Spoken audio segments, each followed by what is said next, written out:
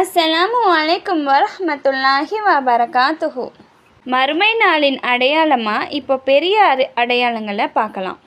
புகைமூட்டம், தர்ஜால் வருகை, அதிசய பிராணி வெளிப்படுவது, சூரியன் மேற்கிலிருந்து உதிப்பது, ஈசா அலைஹிஸ்ஸலாம் அவர்கள் பூமிக்கு இறங்கி வருவது, யஜூஜ் மஜூஜ் கூட்டத்தினர் வெளிப்படுதல், கிழக்கு மேற்கு அரபு தீப்பகற்பம் என 3 நிலநடுக்கங்கள் ஏற்படுதல், இறுதியாக யமன் நாட்டிலிருந்து புறப்படும் தீப்பிழம்பு மக்களை விரட்டி கொண்டே வந்து ஒன்று சேர்த்தல் ஆகிய 10 அடையாளங்களையும் காணும் வரை அந்த நாள் வராது என்று நபிகள் நாயகம் ஸல்லல்லாஹு அலைஹி வஸல்லம் முன்னறிவிப்பு செய்திருக்கிறார். புகைமூட்டம், இதை பற்றி அல்லாஹ் தன் திருமறையில் 44வது அத்தியாயத்தில் 10-11வது வசனத்தில் சொல்லியிருக்கிறான். வானம் தெளிவான புகையை வெளிப்படுத்தக்கூடிய நாளை எதிர்பார்ப்பீராக.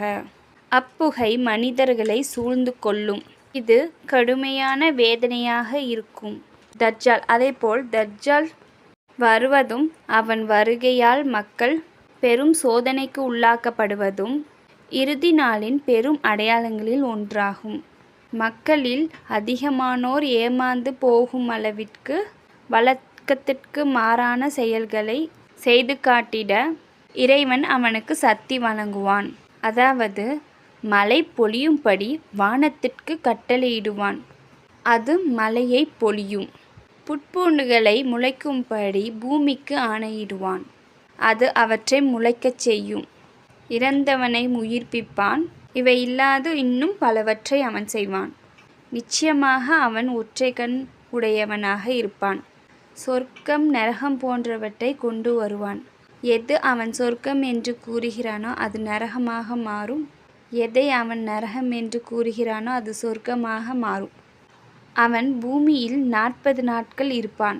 அதில் ஒரு நாள் ஒரு வருடம் போன்றும், ஒரு நாள் ஒரு மாதம் போன்றும், ஒரு நாள் ஒரு வாரம் போன்றும், பிற நாட்கள் சாதாரண நாட்கள் போன்று இருக்கும். பூமியில் மக்கா மதீனாவை தவிர அவன் நுழையாத இடமே இருக்காது என்று நபி ஸல்லல்லாஹு அலைஹி வஸல்லம் அவர்கள் கூறினார்கள்.